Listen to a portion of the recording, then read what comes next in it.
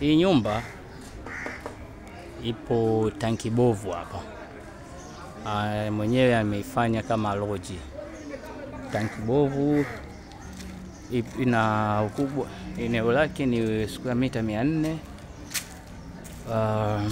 Kiingia ndani kama unavyoiona hapa, ndo ndani ndo tumeingia. Na eneo kubwa tu na nyumba nzuri safi. Ni ghorofa. Kwa hiyo ukiangalia hapa ndo sehemu ya kuingia na mlango. Lakini kabla tujaingia huku nyuma pia kuna kama kinyumba kingine, chumba na sebule chini huko. Kuna pia tena nyumba nyingine ambayo hii hapa unaiona, chumba na sebule. Alafu sasa tunaingia ndani. Kiingia ndani kujionea mwenyewe mazingira yake. Hapa ni reception kama unavyoona, tengeneza reception nzuri tu. Kwa kama mtu akinunua pia anaweza kubadilisha matumizi akaifanya kama nyumba yake ya kuishi, sawa. Lakini hapa chini kuna sehemu ya kitchen, jiko kama unavyoona. Sehemu ya kitchen, jiko hapa.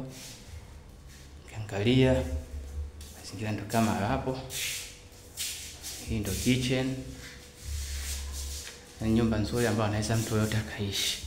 Huko ndo pale reception ambao kutokea huku natokea kwetu tulipotokea. Sasa ina vyumba 6. Vyote master. Kila chumba ni master. Kama unavyoona.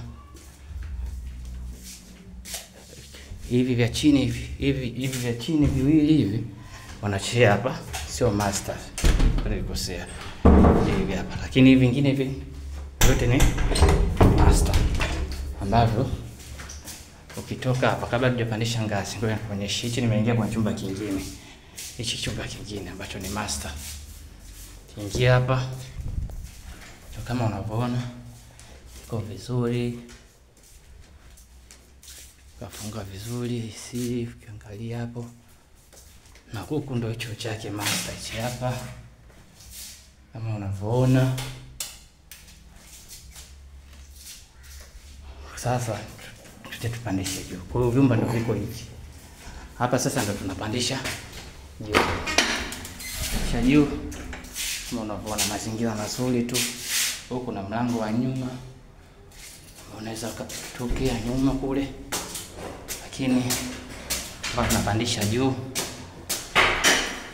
Pandisha juu. Kuna hapa kabla tujaingia huko. Floor hii ya kwanza. Tunaenda floor ya juu kabisa kwanza kule. Tutaonyesha kama kuna mtu anachukua pia. Kama anafanya lodge, anafanya nini. Huko juu pia kuna kama ukumbi fulani. Kama unavyoona. Rooftop huko. Kwa mtu anaweza huku akafanya shughuli zake kama sherehe kidogo kinini, anaweza kaya anafanyia hapo. Na wengine ukiangalia pia mtu anaweza afanya matumizi mbalimbali. Mbezi Beach, Tankibovu. Tuko juu huku. Ukiangalia kule kuna nyumba zingine. Hata mita yake sio mibaya. Hapa huku ndo juu kabisa. Sasa tuende hapa chini. Pale tulipotaka kuingia. Unaweza kuona sikia hivyo vizuri. Kwa huku pia napo kuna vyumba ambavyo hivi napo ni kama kule kuna vyumba vya master. Hapa pia sasa hapa kuna sehemu ya kuna vyombo, kuna nini kushia vyombo, kuna mikono, kuna nini. Lakini huko juu pia hiyo jamaa alifanya tu kama ofisi yake. Kama unavyoona. Lakini sasa kwa mtu mwingine anaweza kufanya hii kama sebule, lakini kwa sababu amefanya pia kama ofisi yake. Kwa nyumba ni nzuri, iko vizuri. Square mita 400, ipo Mbezi, tanki bovu. Inauzwa shilingi milioni 350. Milioni 350 ndio inauzwa. Ina hati safi ya kwake mwenyewe yenye jina lake mwenyewe. Nashukuru sana.